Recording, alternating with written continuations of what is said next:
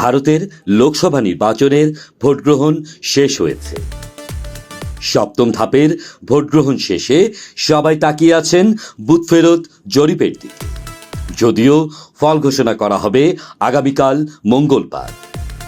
ওই দিন জানা যাবে নরেন্দ্র মোদী হ্যাট্রিক করবেন নাকি কংগ্রেসের গঠিত ইন্ডিয়া জোট এই জয়রথ থামাবেন। এরই মধ্যে ইন্ডিয়া টুডে এক্সিস মাই ইন্ডিয়ার বুথ ফেরত জরিপ বলছে তামিলনাড়ুতে ইন্ডিয়া জোট জিতবে, সেখানে বিজেপিকে ধরাশায়ী করবে তারা।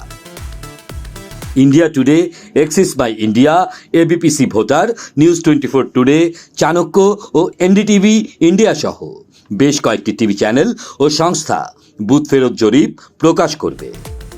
এদিকে ভারতের লোকসভা নির্বাচনের সপ্তম ধাপের ভোটগ্রহণ শেষ হয়েছে।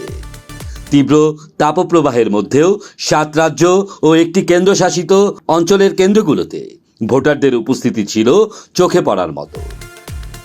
অন্যদিকে পশ্চিমবঙ্গের বেশ কয়েকটি কেন্দ্রে সহিংসতা ও বিশৃঙ্খলার অভিযোগ উঠেছে।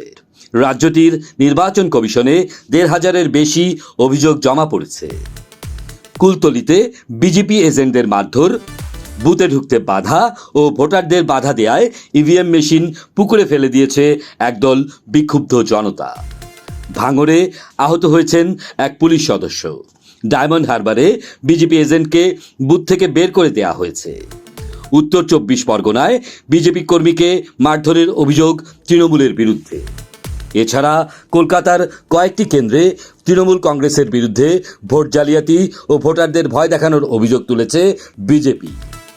একই অভিযোগে তৃণমূলের বিরুদ্ধে নির্বাচন কমিশনে চিঠি দিয়েছে কংগ্রেস।